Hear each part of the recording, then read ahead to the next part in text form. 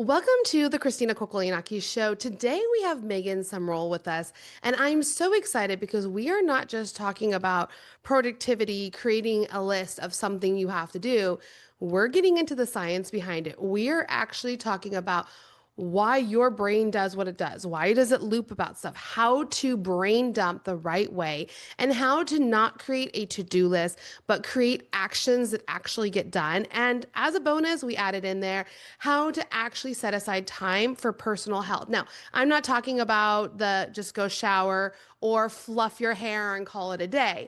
We're talking about real time that you feel good. So we talk about her cello lessons, we talk about my voice lessons, or just taking time. Like some Fridays, I love to crawl into my bed. I put on an adult movie because I have such little kids that I never get to watch them. It's about self-care. It's about doing something that you love. So in this conversation, we go so deep. It's such a great conversation. Let's get into it right now. Megan, welcome. I'm so excited. Let's just jump right into it and get to the tough question. Why are so many women who are also moms struggling so much in business?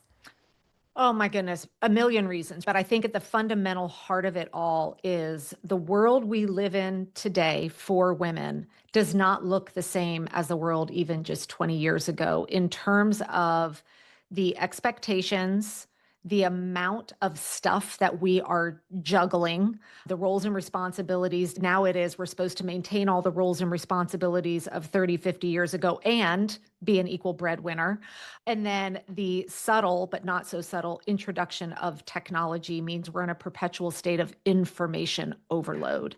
And when we are battling this increased roles and expectations, information overload, and then the picture that gets painted out there in the world today of we're supposed to do all of this seamlessly and of course with a smile on our face, it's no wonder we are constantly running around feeling behind, feeling like we can't catch up. And that just, if I just get through this week, next week will be better, and it never is. No, it feels like that you're going and going. And I'm a big believer in finding our success is not by adding more, but by Amen. subtraction. It Yeah. really is. And people don't understand that when I hit my first $500,000 that I took home in my own pocket, I was like, okay, I worked so hard to get there. I thought to keep going, I had to add the same amount of work or more. That's how our brains are trained. Hustle culture is Yes. selling us as well. That's what, okay, we just got to dig deep. Okay, we'll Yep. just finish strong, push harder, wake up at 4:30 a.m. That's Yeah. the message, unfortunately, that is being sold as this is the key to entrepreneurship. And it sets women up to fail. Yeah, and I know we were talking a little offline. You talked about some scientific backed research that you've done about the brain of women. I want you to talk a little bit about that because I think that's really Yeah. cool. So, the heart of everything I teach is all about planning and time management specifically for women. So it is a very proprietary step-by-step approach to how we plan, manage, and control our calendar, acknowledging the fact, I myself am the primary caregiver, and so many women running businesses are as well, which means we're the ones absorbing the uncertainty in life. My kid's sick, they ain't calling my husband first. My phone's ringing, right? And the never ending portals and paperworks and activities, all of that. So there are key fundamental things that are different with the female brain from the male brain that impacts our relationship with time. So one is, and it kind of ties into this caregiving, the section of our brain that handles emotion Hmm. in the female brain is larger than our male's counterpart.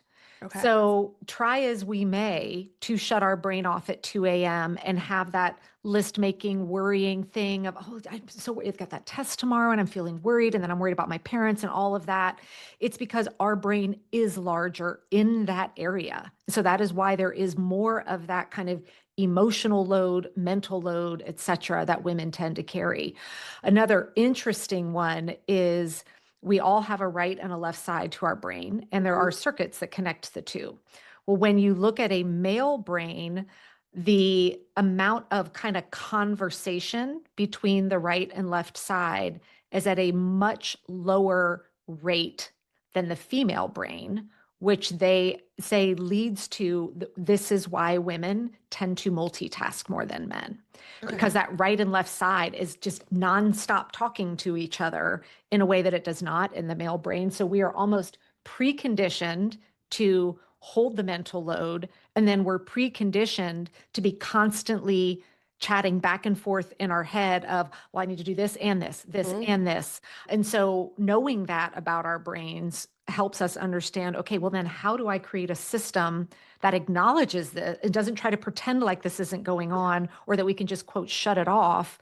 Okay, well, then how do I build a system that supports the fact that I am carrying that emotional load and I am preconditioned to feel that multitasking is the solution? The question I want to ask is, I have that all the time, right? So I work from home, I live in my home, I feel like I'm always home.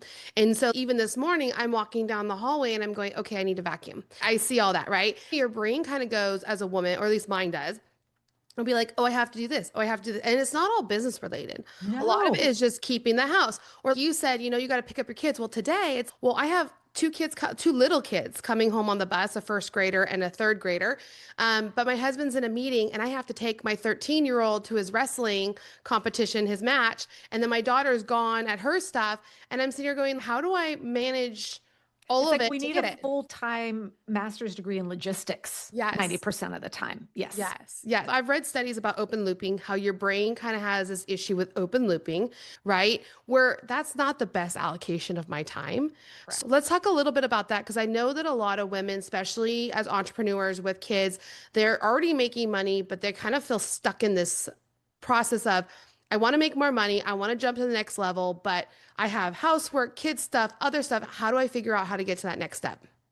Yeah, first let's talk about the open looping. One of the biggest gifts that you can give yourself is to essentially rewire your brain and have it start to build the confidence that you are not asking it to remember all the things anymore. By the way that we can do that is to create a visual plan, notebook, journal. You could insert a lot of different things, but to have your system for as things pop into my head, oh, I need to Mhm. vacuum. Oh, I need to do this. Oh, I have this great idea for this new event I should do at the business, Yeah. right? Because it's all day It's all long. there. Yep. This one of the systems I teach is called the one notebook system. So it is a physical little 5x7 notebook here on my desk. You can see it looks super messy. There's stuff written all over it. Anytime something like that pops in my head, it just goes there. Okay. Now, this works because every week I go back through all the stuff that's in there and I do what's called processing it. I'm looking at all the stuff that's in there. I'm like, okay, where does all this information go? Does this become something in my ClickUp project management thing as something we need to consider to put into action? Is this something I need to put into my plan for this week because I need to remember to do that on Saturday? Like we actually put it in its final resting place. But the sheer act, there's interesting science behind this of Mhm. and why I encourage people to do this on paper. When you are holding a writing Yes. object and actually Yes. physically writing it out, what you're ultimately doing is telling your brain, I got you. You can release this loop. You can stop worrying about it because you are seeing, I have now put it here. Now, the first couple times you do it, does it quiet the loop? No, because your brain has to build the trust that, oh, yeah, every time Megan puts stuff in that notebook, it eventually happens when it needs to. So I now realize as soon as I see her putting it in there, I am releasing that constant thing that's churning there. And so, and people always ask me, what do you do if you don't have your notebook? Yeah. For me, and I tell people, use a tool that you already have kind of good cadence with.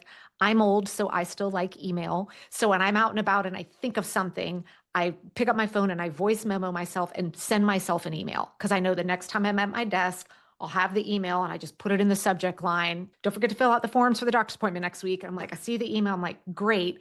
And then it goes into my system of where it needs to go. So by funneling all of those thoughts, things, ideas into one central place that then is a visual tool, it starts to train your brain of you do not have to hold everything. And then it also helps get rid of some of the overwhelm and anxiety that comes with trying to remember all those things. And then whether you realize it or not, you're subconsciously trying to solve the math problem of when am I going to get it all done? And so we've Right. got to get all of that out of our head so that our brain can do the stuff we really want it to do for our business, the creative work, the strategic work, the stuff that's in our zone of genius, right? Thinking about vacuuming is not in our zone of genius. It's not going to grow the business, but it's where we get stuck if we don't have the system to pull it out and get it into place. Now, when you do your list, when you're doing that in your notebook, are you saying this page is personal, this page No. is you're just No, putting it everything is down? just all the things. I mean, I'm looking at, I mean, there's a couple math equations in here because I was measuring my sofa earlier this morning. So we're thinking about Okay. a sofa. So I've got the sofa measurements in there. Then right below it, I have an idea for a podcast topic that I wanted to do. Then I flip the page and there's a reminder that I need to call my mom. It's the It's all randomness the of stuff. Okay. stuff. Now, this, again, what's important to know with this is not my planner. This is not a to-do list. Correct. This is a place to get everything out of my head so that I'm not holding on to it. Now, when I go to quote process this at the Yep. end of the week, I always mark off where I last processed. So I know everything before that's handled. So however many pages there are, I'm reading through all of it. And then I'm saying, where's this information's permanent home? Yeah. It's either getting into my plan for next week, if it's something I need to do next week, or if it's, hey, here's a great podcast idea, then it's going into my project management tool on the place where we store future episode ideas, right? If it's a tip or trick of something that I now need to document, maybe create an SOP for, then I'm going and creating the SOP for it. This is just the place. So I'm not trying to remember everything. And then now when I have the space to sit down and now organize my information and say, where is your permanent home? Then it moves to its permanent place. And I'm never coming back to that notebook page again. Okay. And it sounds like because you're doing this and you have a day, you're sitting down and actually processing it all, you're never going to get those random to be done right away. It sounds like you've already thought about it, you've already processed it, you're kind of ahead because you're not missing those random Yeah, and if like, something were to happen to me, we all have those. Like if yeah, something yeah, comes up today that has yeah, to be like, Megan, you have to address this right yep, now. Instead of putting it on a quote to-do list, I'm very anti to-do list, and I'll yep, me explain that too. in a minute. It's going into my plan for today or wherever it needs to be for this week. If it has to happen this week, and when I say it's going into my plan, I'm Yeah. actually looking at, I still use a paper planner, but you can do this digitally. It's not just being added to a list. I'm looking at my planner and saying, okay, when specifically am I getting this done? Mm, And now it's an appointment in my calendar. yeah. It's not living on a to-do list, because if it lives on a to-do list, now it's competing with 20 other things that are on that to-do list. And this is why I always say a task list is not a plan. They are Yeah. not the same thing. A task list keeps you overwhelmed. A Hmm. plan shows you how you're getting from point A to point B. So, I mean, we all have stuff that pops up during the week that has to be done in the here and now. Well, for those, I'm looking right at my plan for the week and saying, okay, let me add it in here. When am I doing it? And does this mean I need to move something around in order to accommodate that? And I love that because that, I will tell you, I have 4 kids, all the craziness, life, everything else. I run 2 different businesses, 3 if you count my property management company I run. And I will tell you, if you are not strategic with the strategy and how you do it, I forget. And I'm looking at my calendar going, I didn't put it on my calendar. I don't remember. Let me look it up. So sometimes I forget because I get so busy. But if I just stay on it and I'm on top of everything, I don't get these overwhelming thoughts of, what did you do? You remember this? Did you remember that? Is this coming up? So I love this system. It's like brain dumping, get it all out, organize it by processing it, right? And then put it where it needs to live, what you said, which I really, really like, and then do it. So talk a little bit more about the do list. Make a task list. A lot of people stick stuff down and they make it a to-do list. If I did a to-do list, it would be 4 loads of laundry, the dishwasher twice a day. I would have so much on there that my brain would literally be, I don't want to get out of bed today. So let's talk about that because I think a lot of women will stick that on something and then they're looking at this huge list, not wanting to do it. And usually when I tell people, all right, guys, I'm going to teach you how to get rid of your task list, they're Yeah. instantly, you're crazy, lady. How am I Yeah. going to remember what needs to get done? So let's first address the 3 reasons why your task list is actually not serving you and it's keeping you perpetually overwhelmed. Unfortunately, a lot of productivity quote experts out there, mostly men, and no diss on them, it's just men and women are different. We need different systems and tools. But what they coach is, hey, wake up in the morning, do your brain dump, right? Write Hmm. your list for the day. Then somebody somewhere decided to say, circle your top three. There's no science behind any of this. And everyone now is saying, circle your top Yep. three. Then they tell you, just focus on those first, then do everything else. Complete, like, utter nonsense for most women, I know. But this is what you're told to do. So we're trying to do this. Well, here's what happens when you are operating from a daily task list. So first and foremost, does anyone ever coach you to sit down and say, and now write down next to each thing how long they take, then go look at the reality of your life and see how much available time do you have today? Is this even possible? Yeah. 99% of the time, it is not. You are building a list that needs 18 hours, but the reality of your life today is that you have 6. So then what happens is you go to bed feeling like you failed, right? Because you didn't get it done. And then you wake up the next day, you rewrite all of yesterday's stuff that didn't get done, and then you add to today's. And so you stay, that's problem number one, is you stay in this vicious loop where it's completely unrealistic, but now you just build up this kind of low grade guilt, shame that you just can't, quote, get on top of it when it was a math problem. It was physically impossible to get it all done. Now, the second thing that's happening is it ends up triggering massive decision fatigue when you're operating from Mm. a task list. So let's say you've written your list and maybe you come up with 17 things on there. You're like, I got to get these 17 things done today, ranging from the laundry to creating a new landing page. I mean, anything and everything in between. Now, what happens is when we wake up every morning, we wake up with a limited amount of good decision making in our brain, kind of like gas in your tank. It's not, you don't do anything wrong, it's just we all have a limited capacity for it. There's a reason why at 9 in the morning, you can make really good, smart choices, healthy choices, right? Oh, I'm having yogurt and granola and fruit. But then by 8 p.m., I'm like Doritos and M&Ms. It's Yes. not because I lack willpower or whatever. It's the decision-making part of my energy for the day is depleted. So here's why the task list depletes it so quickly. If you made a list, let's say I presented you 2 pieces of fruit. Christina, do you want an apple or an orange? Totally easy, right? You can make a choice. Now, Yeah. let's say I walked in with a basket that had 17 different fruits in it and said, Christina, which fruit do you want? Yeah. It's going to be harder for you to make that decision, right? There's a lot to think about. Well, here's what's happening with our task list. If you have 17 things on that task list, as soon as you've made it, the first thing you're doing is making a decision. Which one am I doing first? Yeah. And the more things your brain has to choose between, the harder it works. So it's going to work really hard to try and pick the first one out of the 17. And when it's in that place, it goes into the same state of that fight, flight, or freeze mentality as if a bear walked in your house. So then your brain does what it's exactly designed to do, which is, I need to feel better. I'm scared. So it subconsciously says, which thing on this list will give me the quickest check mark? Because it Mhm. needs that dopamine hit. It needs to feel better. So then you pick the thing that's the easiest win, which 99% of the time was not the best use of your Best. time. Yeah. But then we check it off. So, okay, I feel a little better. Well, then now what are we doing? Now we're looking at 16 things to choose between. And so we do this all day long. And so you wonder why 2 p.m., if anyone asks me a question, dear God, don't ask me what we're having for dinner right now. I might lose it. Yes. Somebody else make a decision. Yeah. It's because you've been making those micro decisions all day long and you're tapped out at a very early part of the day, which then ties into that third thing, which is because you're constantly wanting to just get that check mark. This is what prevents us from making progress on the longer, more strategic projects, goals, especially as business owners that we want to be working on.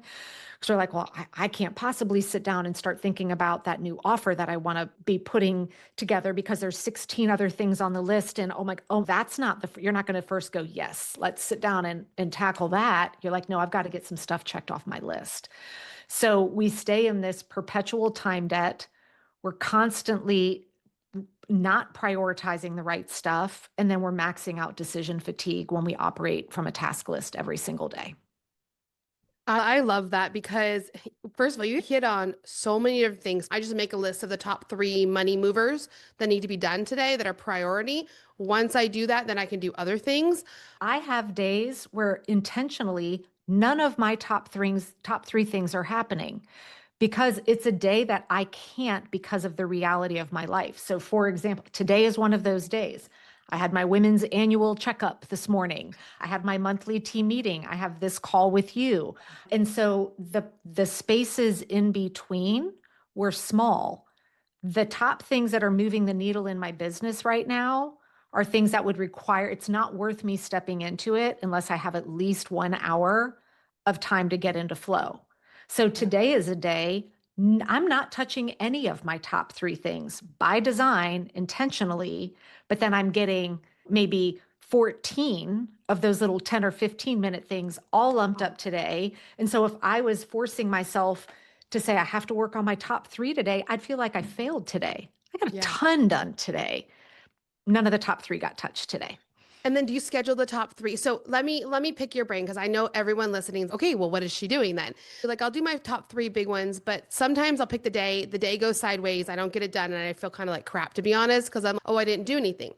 Are you strategically looking at your week on Sunday saying, oh, I know Monday is going to be, or what are we on Wednesday? I know Wednesday is going to be like this heavy day with personal stuff I kind of do. The kids are coming home early, whatever. I'm just not going to plan anything. How are you setting that up? So this is why I teach weekly planning. There is Okay. no daily planning. Everything I mean, there's No, I know. replanning Yeah, if yeah. life throws you a curveball. Yeah. But I typically do mine either Friday before I wrap up work for Okay. next week, or sometimes I do it on a Sunday. There's Yeah. no one time you have to do it, but you need to do it before the week starts. Yeah. And some people even plan like a Wednesday to Tuesday because Mhm. just 7 days out. And this is what I teach in our core program is we start with a 5-step basic weekly planning process. And once we master that, we learn the 10-step. Okay. Before you think, how am I supposed to find time to do a 10-step weekly? I do this in 15 minutes or less, and it I sets love me up it. for the whole week. So what we're ultimately doing when we're looking at our week is the first thing that we have to do is acknowledge what is it, something I've already committed to that I can't move. That just needs to be on there first, such as my doctor's appointment today, right? I mean, you book that thing Yeah. like 3 months out. I'm not moving that. This is Yeah. on the calendar. It is what it is. Now, one thing you need to layer in with that current commitment that's missing on most people's calendars is that all the time needed to complete it.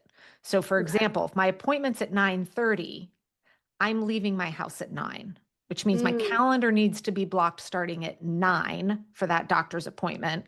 And I'm blocking it all the way off until I'm back home in a position to work on something else. okay. So once the current commitments are layered in, at that point, people need to acknowledge, especially if you're a mom, where do you have repeated pockets of your day that I call unavailable time or caregiving time? So, for example, I go pick my daughter up most days from school. From the time I leave the house to go pick her up until dinner, like when we come home, there's a window of time between post school and dinner. Yeah.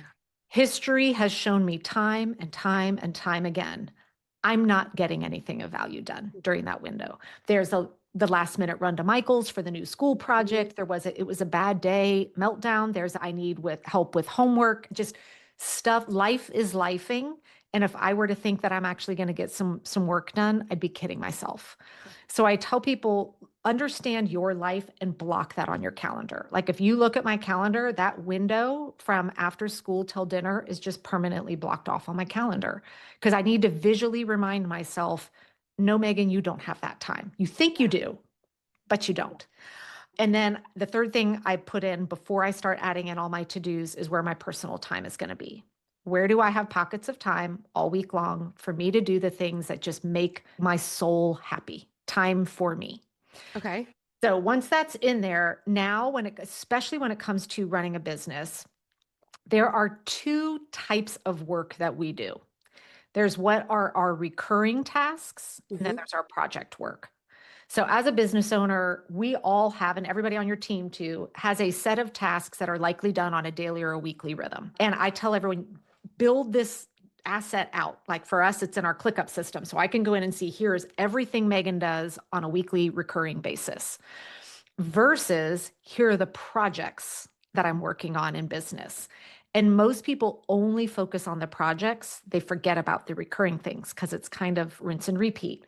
So as I'm building out my week, first I have to actually create the appointments on my calendar for when am I getting all the recurring things done that Hmm. keeps the engine moving, that keeps the lights on. So like Okay. for instance, you have a podcast. Okay, Yep. Do I need to record a podcast this week? Do I need to record content for YouTube this week? Do I need to write a newsletter? I have a little two pockets of time every day for answering student questions. So that all needs to get put into my calendar. And then with the leftover time, now it's okay, what's that project work? What are the strategic initiatives? And so I'm looking at now what's left with the time that I have. And now I'm protecting it and creating appointments with myself to say, this is when I'm doing that. So even as I look at my plan for this week, it's a weird week. We have Friday off from school. I had all the appointments today and all of that. I'm only touching those really strategic projects for the business only on 2 days this week. I am not touching them the other 3 days because those are days there's either too much personal, or those are the days when those recurring keeping the lights on tasks are just stacked to just go ahead and get them all knocked out. But when you look at it comprehensively this way, it allows you to create that roadmap for the week to say, how can I get from Monday to Friday, Mhm. getting the things I've deemed are important, but in the most efficient way? Like, I know it's more efficient for me to have a larger chunk of time to record the 4 things I need to record every week Yeah. instead of recording one on Monday, recording one on Tuesday, right? But Yeah. if we don't think about it and look at our calendar ahead of time, we miss out on those opportunities to think, how's the most efficient way for me to get this done? And it gives us then permission to say, hey, like Monday this week, I didn't touch any strategic work, but on Tuesday, I had 4 solid hours of it. Yeah. And that is a much more efficient way for me to get things done than doing, 2 hours of strategy work on Monday, 2 on Tuesday, but then layering in tasks around it. Like, I would not have gotten as much done if that I did, but instead by saying, let's layer all the little stuff, the things that I can kind of do on rinse and repeat and protect this much larger chunk of time where I can really get into flow and get in there and make significant progress. I love that so much. And then you mentioned about time blocking, putting time for you in there. Let's talk a little bit about that because I'm really big on that. I'm like, I don't work Fridays. I keep it as a me day. I go shopping. I will sometimes literally lay in bed and watch a movie, like whatever it is, because that's my quiet time. There's no kids at home either, and I can just enjoy myself. I'll go for a massage or get my hair done, whatever. But a lot of women struggle to find me time, especially when they have kids all the time. I have a lot of clients who do homeschooling, so their kids are Yeah, always home. So let's always at talk a home. little bit about this. Yeah, and I was kind of forced into homeschooling for almost 2 years with my daughter, Okay. so I've lived that. It's its own unique Yes. challenge, and shout out to the women that do it. I always swore I never would, but we were in a situation where I had to, and we did it, and so I've been there, done that. I feel very strongly that the self-care movement is doing a lot of harm towards women, and here's Okay. what I mean by that. We are so starved for time for ourselves Mhm. that we are now being sold a lie that taking a bubble bath or drinking water is self-care. Like, that's basic hygiene and nutrition. Yeah. But I think we're being sold that because then that keeps us in hustle mode, right? Oh, well, you showered today, hashtag self-care. Yeah. That's Think so back, wrong. It's so wrong. Just when you say that, because it's right? like, those are basic stuff you do. And I told someone I sit in bed some Fridays and I watch movies and they were like, really? And That's self-care to me. I freaking love it. I can watch an adult movie because my age groups are 16 to 6. So a lot of times my Yep. 9-year-old, my 6-year-old are in bed with me and I gotta You watch can't be watching those SpongeBob. I shows. can't watch Yeah, an adult show. And so, but you need that. I think you do. women, oh, go ahead. Sorry, I And didn't interrupt. when I talk about true self-care, I like that some people call it soul care. I love Okay. that phrase so much more because I think that's what we're after. Think back to your life prior to kids, prior to starting your own business, maybe even think back to that if you went to college, you're out of college and it's just you, right? It's literally just you. What were the things that you did for fun? You would never have said, well, I took a shower and drank water, right? You might have been, oh, I was a voracious reader. I took art classes, I went hiking, whatever it Yeah. is. That's what we need to prioritize back in our life. It's the things that allow you to answer the question, what do I do for enjoyment? Just for me, not in service to somebody else. So one of the things that I had always had a dream of doing is I always wanted to learn how to play the cello. Okay. So I started taking cello lessons a couple years ago. So Yeah. like when I am planning out my week, I am making sure that I have a 30-minute block of time every day to practice my cello. And here's the nuance to this, because even I still struggle with this. When I first started this a couple years ago, I found myself trying to find when to do it in the least obtrusive way to my family, right? Oh, Because yeah. that's what we do. Okay, well, I can't possibly do it when Yes. it's family time or when the kids are home or whatever, because then that would be selfish. But my calendar showed me that, hey, on certain days of the week, the best time for me to do it means I'm shutting the door on my husband and my daughter and saying, I'm practicing my cello for 30 minutes. Yeah.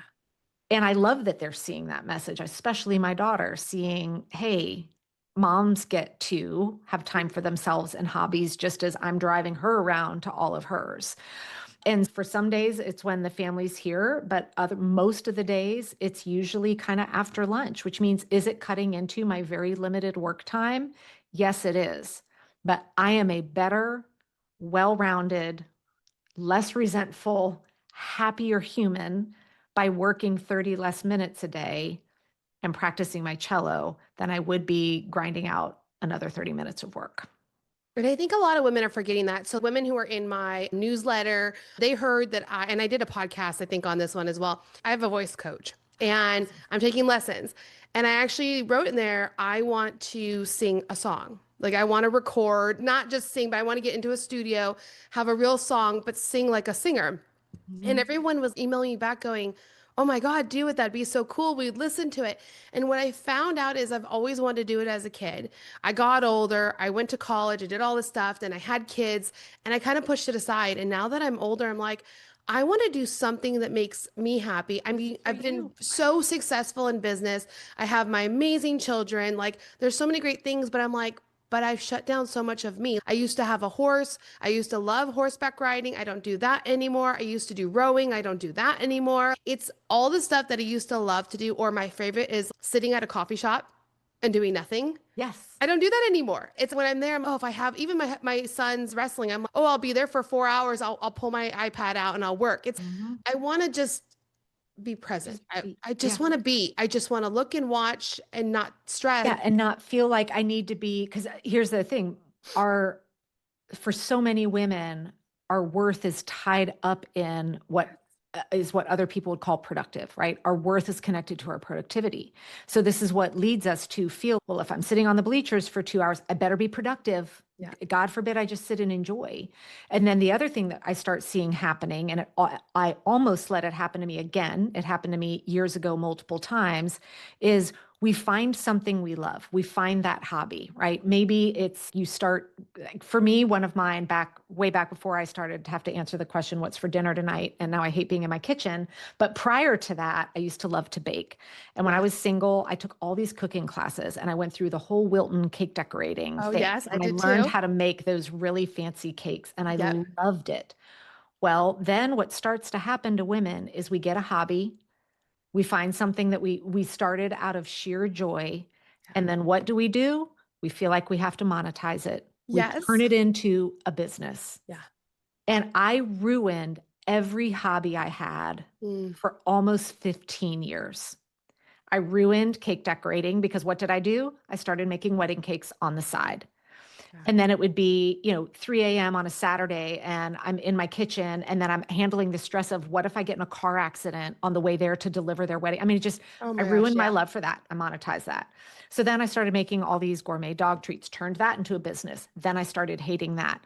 Yeah. Every hobby I started for me, I ruined it because I turned it into a business because I felt like I had to. Yeah. God forbid I just did something for the enjoyment of doing it, right? And so it almost happened to me again with my cello lessons. Women in my community know that so they know there's a main song I really want to learn how to play well. And they're like, well, when will you play with for us? When will you play for us? And I noticed I started not going to practice my cello. Oh.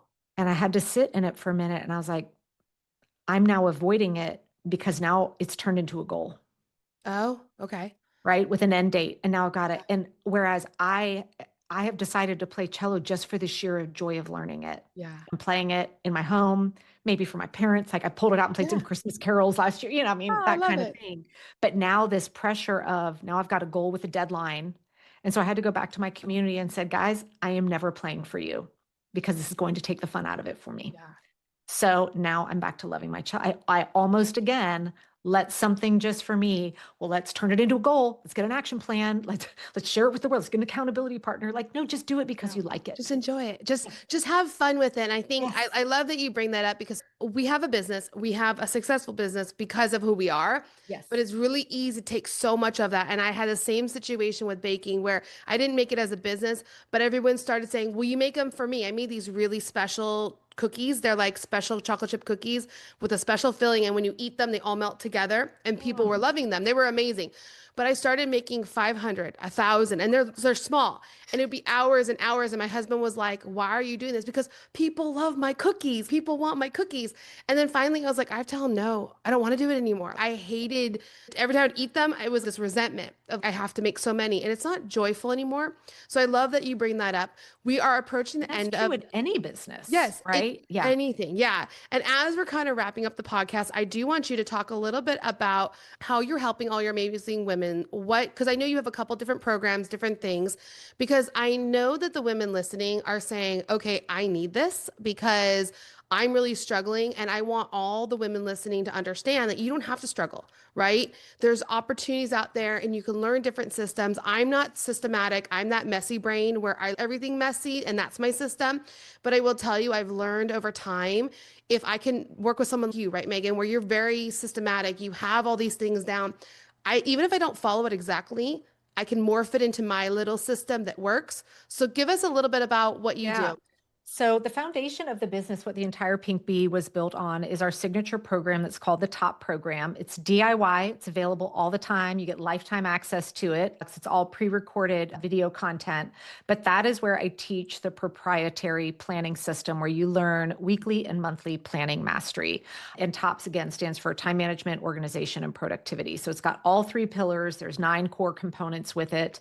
And that really transforms your life from reactive, daily taskless mode into a very proactive, present, and purposeful way of operating. And this system works regardless of your inputs. So we have business owners doing it, we have full-time at-home moms doing it, we have homeschooling moms in it, we have empty nesters who are now coming out of that season of life going, now I have all this time and I want to maximize it and I don't know what to do with it. And women that are working in very high-powered careers, kind of doing more the corporate lifestyle as well. So we are serving women all the way down in kind of late 20s. We actually have women in their 80s that have been through the Awesome. program as well. Everything and everything in between. So it really does lay a foundational system that supports you through any and all stages of life. And because we were able to grow the business, I only work about 20, at most 25 hours a week, less in the summer. And I have 3 part-time contractors who are also all moms. Some of them homeschool as well. And they are all working very part-time hours. And so people saw how big, because we have a 7-figure annual run rate plus every single year. And they're like, how are you doing this working so little? And it's because we practice what we teach with how we plan, and our back-end systems and operations are, I mean, we run like a well-oiled machine. I can go on a 7-day vacation, never look at a computer, and we're making money every day. And anyone on the team can do that.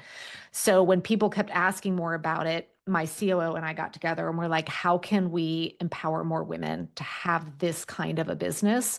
So this year we've launched what's called Top Operations, which is our entire backend playbook run on ClickUp with all of our templates for absolutely every part of the business, along with step-by-step video training of how to implement it in your business.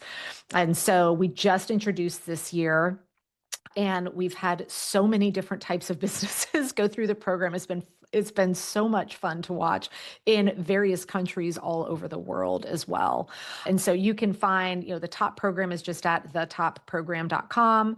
And then top operations is currently living at megansumrell.com/operations. And we've got a link to it on the main website as well. And these are both just always available programs that women can jump into and basically streamline their life.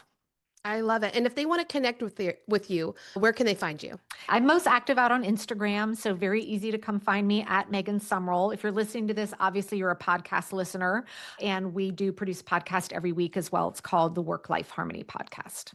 And then do you have a YouTube as well or I no? do, Yeah, yeah. what's your So yeah, YouTube? and go search for the Pink Bee out on YouTube. We do new training content there every single week too.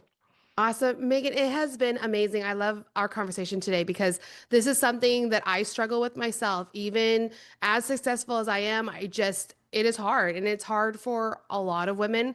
So I love how you broke it down. I love the science behind it. This was a great conversation. Thank you again for joining me. I appreciate it. Thanks so much.